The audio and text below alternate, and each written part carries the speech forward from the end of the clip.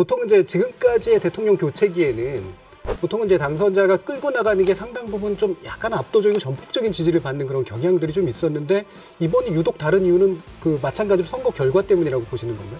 이게 너무 초박빙 선거여서 사실 심정적으로는 이 대선 결과에 승복이 잘 안 될 거다. 그래서 당분간은 그 쟁점이 되는 모든 정책에 대해서 이런 결과가 나올 가능성이 크다고 그럽니다. 사실 이 대통령 집무실 용산 이전 계획에 대해서 뭐 정치권도 이렇게 상당히 날선 공방들이 이루어지고 있지만 민심도 사실 갈리고 있는 것도 사실이에요.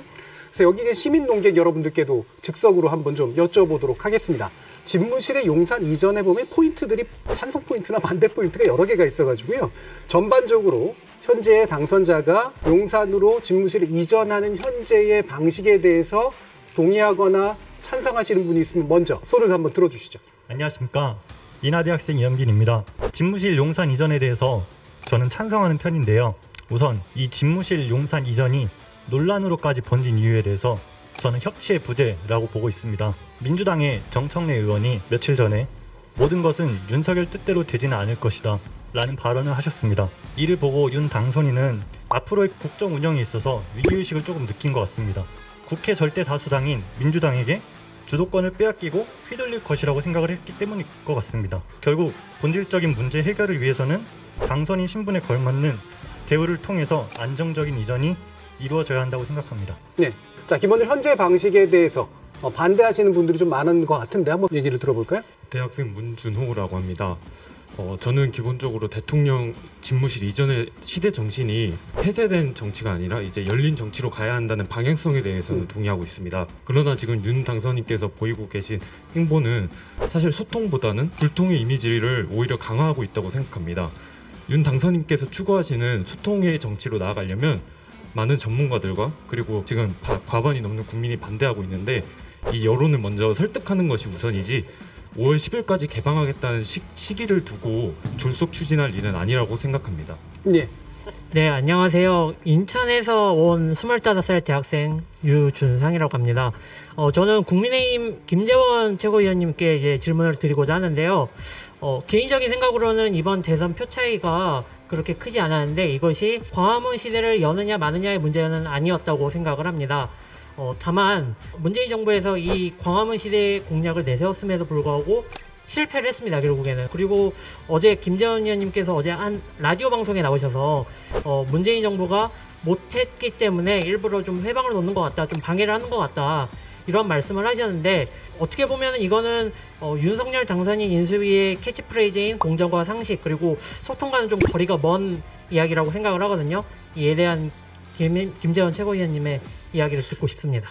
일단 첫째 하나는 그 말씀하시는 것이 이제 여론이 좀 나쁜데 왜 하느냐 이 말이잖아요. 여론조사 결과에도 보면 조금 차이가 나게 반대가 많은데 굳이 왜 하느냐, 이것은 뭐 공정, 상식, 소통과 다르다, 그 말씀이 첫째 하나잖아요. 그죠? 여론의 문제는 물론 지금은 이것이 불편하다, 또 뭐 비용이 많이 든다, 또 국방 공백이 있다, 이런 공격을 많이 당하니까 여론이 조금 나빠질 수 있고, 또 하나는 지금 대선 직후기 때문에 어떻게 보면 대선에서의 득표율 차이가 별로 없어서 어떤 이슈가 가도 반반으로 나누어질 가능성이 커요. 국민들께서 지금 듣는 것은 주로 부작용에 대한 것만 듣잖아요. 그죠? 근데 대통령 집무실을 옮기고 청와대를 개방해서 시민들에게 돌려주고 그 모든 혜택을 국민에게 주면서 실제 대통령 당선인이 대통령으로서 업무를 수행할 때는 굉장히 많은 불편함을 감수하는 거거든요. 좀 지나서 보면 훨씬 더 이 부분에 대해서는 여론이 좋아지리라고 생각해요. 그리고 두 번째는 그 여론이 조금 이렇게 차이가 난다고 모든 것을 준비하고 가다가 손을 빼면 어떤 일을 할 수가 있겠습니까?